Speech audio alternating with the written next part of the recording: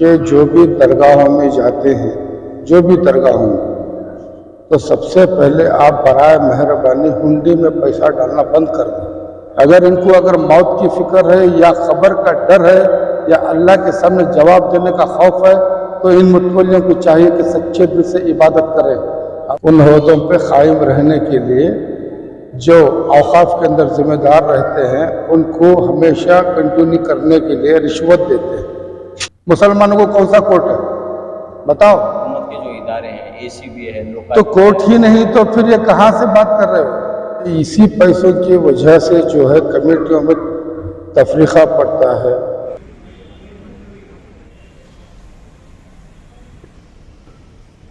अल्लाह पाक जो है सहाबा ताबईन शहरा या इन मौजूदा हालात के पेश नज़र क्या पैगाम आप देना चाहें? बस मैं कौम को ये पैगाम देना चाह रहा हूँ कि वजह इसलिए कि इसी पैसों की वजह से जो है कमेटियों में तफरीका पड़ता है और खिदमत के नाम के ऊपर वो ढोंगी रचाकर, खिदमत के नाम पर ढोंग रचाकर वो लोगों ने आपस में उन ओहदों पे कायम रहने के लिए जो औकाफ के अंदर ज़िम्मेदार रहते हैं, उनको हमेशा कंटिन्यू करने के लिए रिश्वत देते हैं। और ये जो पैसा दे कर के कायम रहते हैं कमेटियाँ, वो भी नाजायज़ हैं, और जो ओहदे पर बैठे हुए लोग हैं वो भी नाजायज़ हैं, जबकि ये काम दीनी है। अब जो कमेटियों में रहने वाले लोग जो पैसे दे कर के हमेशा उसे जो कायम करते हैं कमेटियाँ, सरासर उसमें बेइज्जती है अल्लाह वालों की और अल्लाह के घर की। मसाजिद के अंदर भी यही मामलात है, दरगाहों की कमेटियों में भी यही मामलात है। अब इस कौम के लिए बचाए तो कौन बचाए? रही औकाफ के बारे में बड़ी हिफाजत करने के दावे में बैठी थी, एक जो बोर्ड बना था वो तो पूरा लुटेरा बन के बैठा है। अभी पिछली दफ़ा हमने कहा है जो भी मेंबरान कांग्रेस पार्टी के हैं इमीडिएट इस्तीफ़ा दें और बोर्ड को सुपरसीड करें, क्योंकि पहले से जितने भी कांग्रेस लीडर थे औकाफ में बैठे हुए थे और उन्हीं की वजह से बहुत सारी मिल्कियत हमारी जा चुकी है। हमने बार बार कह चुका है इस मिल्कियत के हिसाब से कितनी हॉस्पिटल होना था, यूनिवर्सिटी, मेडिकल कॉलेज और जितने स्कूल्स और गरीबों के लिए मकान, सारी चीज़ों की हमने आवाज़ें उठाई थी, लेकिन इसका एक भी अभी तक सलूशन नहीं निकला। अभी हाल ही में चंद सालों से जो बैठे हुए बोर्ड है ये एकदम करप्ट है। कितना करप्ट है उसकी कोई इंतहा नहीं है। अब इसका साथ देने वाले जो कांग्रेस के मेंबरान हैं, हम समझते हैं कि जो लूट रहा है आजकल, जो चेयरमैन के बारे में हो, आज वो गवर्नमेंट अफसर के बारे में जो रिश्वत का बाज़ार गर्म है, जो सुन रहे हैं, अगर सुपरसीड नहीं किया गया तो समझेंगे ये जो मेंबरान हैं, जितने भी कांग्रेस के मेंबरान हैं, ये भी उसमें ज़िम्मेदार हैं। अभी हाल ही में MP नासिर हुसैन डॉक्टर जो हैं वो बहुत अच्छा क़ानून निकाले थे, किराया इन्होंने बढ़ा दिया। जो भी औकाफ की मिल्कियत के ऊपर काबिज हैं या ऑफिस हैं या दुकान है, उनका तो इन्होंने किराया बहुत बढ़ा दिया।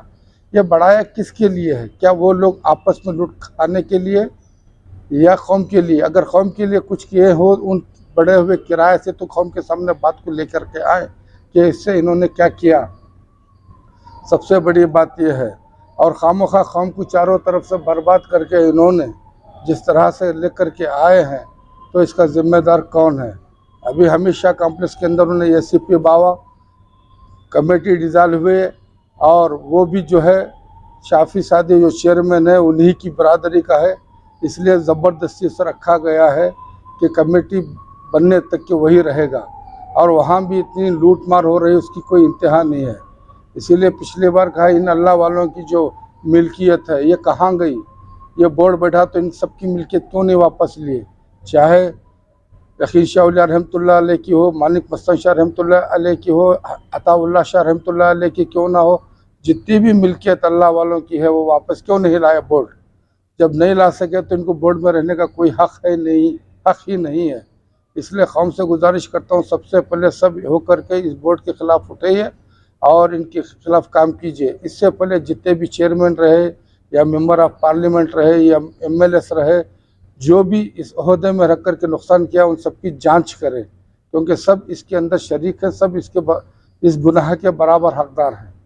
ये जो बातें हैं जो मैं अल्लाह वालों की बारगाह से इसीलिए कह रहा हूँ, जिस मस्जिद के अंदर इनकम ज़्यादा होती है वहाँ पे बहुत ज़्यादा झगड़े फसाद हो रहे हैं, क्योंकि वहाँ इनकम की वजह से फसाद और झगड़ा हो रहा है। और मुतवल्लियान पैसा लेकर के वोट देते हैं इन औकाफ के मेंबरों को। ये सबसे शर्म की बात है। अल्लाह के घर की खिदमत का दावा करते हैं, लेकिन रिश्वत लेकर और रिश्वत लेने के बाद फिर ये रिश्वत देकर उस पर जमा रहते हैं। ये सबसे गंदी बात है। अगर इनको मौत की फ़िक्र है या ख़बर का डर है या अल्लाह के सामने जवाब देने का खौफ है, तो इन मुतवल्लियों को चाहिए कि सच्चे दिल से इबादत करें। अब रही दरगाहों की कमेटी वाले, अगर इतनी मोहब्बत है अल्लाह वालों से तो वो अपने जेब से खर्च करके खिदमत करें। और कौम से फिर एक बार कहता हूँ, आप जो अल्लाह के महबूब बंदों की बारगाह में आकर के मिन्नत मांगते हैं, इनके वसीले से अल्लाह तबारक व तआला तुम्हारी मुश्किलात आसान करें, और अल्लाह ज़रूर आसान करेगा वसीले में। जब आसान हो जाए तो उन पैसे तुम्हारे गरीब हकदारों को दे दीजिए, या फिर राहगीरों को या दवाओं में खर्च कीजिए। इन हुंडियों में मत डालिए, बराए मेहरबानी। ये सवाब दुगना सवाब आपको मिलेगा, क्योंकि गरीब कौम के पैसे ले उनके लिए पैसा काम में आ जाएगा। और जो बुज़ुर्ग के वसीले से आपने दुआएं मांगी, अल्लाह ताला जो दुआएं आपकी कबूल किया उसका भी आपको सिला मिलेगा। दोनों तरफ से फ़ायदा होगा। बराए मेहरबानी हुंडियों में पैसा मत डालिए।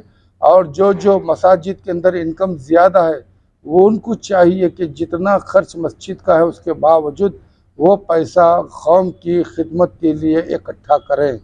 शर्म की बात है, आज तक इतने बड़े उलमा मुफ्तियान गुज़रे हैं, बड़े बड़े पीर मशाइख गुज़रे हैं, लेकिन किसी के अंदर इतनी समझ बाकी नहीं रही कि ये कौम के लिए क्या करें।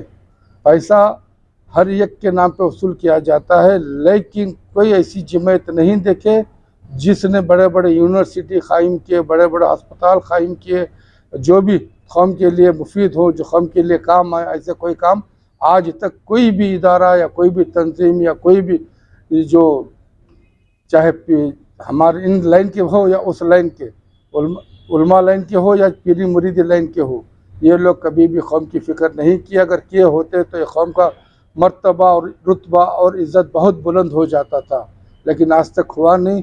और हमेशा कॉम्प्लेक्स के अंदर इतनी मनमानी चल रही है, उसकी कोई इंतहा नहीं। इमीडिएट वो एसी विभागों को बाजू करें और सुपर सीट करें, इमीडिएट सुपर सीट करें।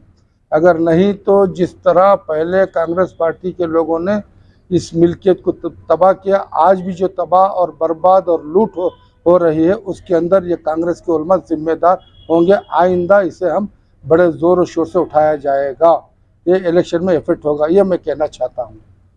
आप बोर्ड के खिलाफ करप्शन के इल्ज़ाम लगा रहे हैं, क्या ये सिर्फ इल्ज़ाम हैं या कोई आपके पास सबूत है? सबूत कोई देता नहीं है। जज के सामने नीचे क्लर्क बैठा हुआ होता है, उससे भी लॉयर पर कुछ पैसे दे के फाइल नीचे ऊपर करता है, वो कोई सबूत देता है क्या?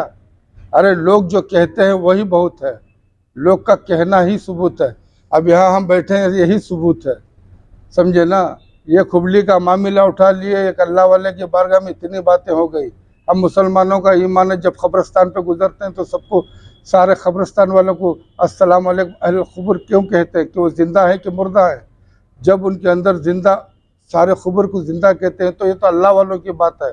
उसमें इतनी बड़ी बात हो गई और उसे रोके नहीं। अगर हमारा ईमान, वो सबूत कहाँ से लाए? ठीक है, आपके मुताबिक ये है कि बोर्ड में जो है करप्शन है, लूट हो रही है, तो क्यों नहीं आपने जो है एसीबी हो, लोकायुक्त हो, वहाँ पर शिकायत क्यों नहीं दर्ज की? देखो, जिस हुकूमत के अंदर खुद जो चेयरमैन है, दूसरे लोग हैं, इन लोगों को जब हिमायत कर कर के उनको बिठाया जा रहा है बार बार, तो आप समझ लेना चाहिए कहाँ पे हमारा क्या चल सकता है। कौन से कोर्ट में मुसलमानों की सुनवाई हो रही है?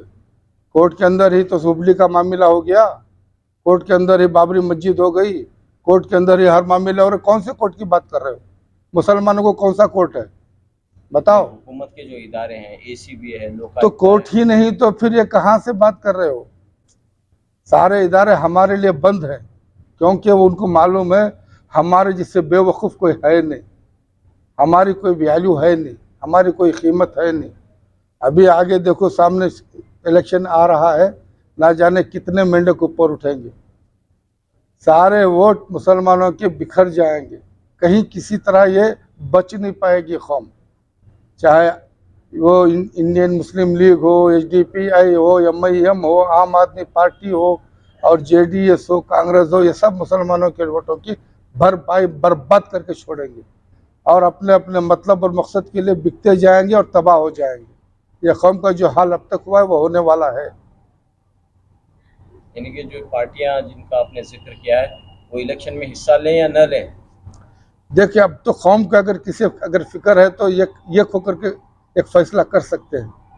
अब कुछ उलमा हमारा ऐसे हैं कांग्रेस के वफादार हैं, कुछ उलमा हैं जेडीएस के वफादार हैं, कुछ उलमा हैं बीजेपी के वफादार हैं, कुछ उलमा हैं एमआईएम के वफादार हैं, कुछ उलमा हैं आम आदमी के ये ही लोगों से हमें बहुत बड़ा नुकसान है कौम के लिए। तो बाबा जी, सदा इत्तेहाद की जानिब से भी बार बार मीटिंगें बुलाई जाती थी, हर तबके के लोगों को जमा कर जो है बात करते थे कि इलेक्शन में किस तरह से मुसलमानों के वोट को डिवाइड होने ना दें। अभी वक्त है, अभी और देखना चाह रहे हैं। अभी जनार्दन रेड्डी, उनकी भी एक पार्टी इजाद हो रही है और कितने पार्टियां और करीब आएंगे, देखेंगे, उसके बाद फैसला करेंगे। तो बीजेपी से भी ऐलान हुआ है कि मुसलमानों को टिकट देंगे। वो तो खैर मुसलमानों का नाम नहीं लिया, उन्होंने तो माइनॉरिटीज का नाम लिया। माइनॉरिटीज में बहुत जाते हैं, तो ये धोखे में मत रहे। उन्होंने ये नहीं कहा कि सिर्फ मुसलमानों का नाम लिया है, ये धोखे में मत रहो।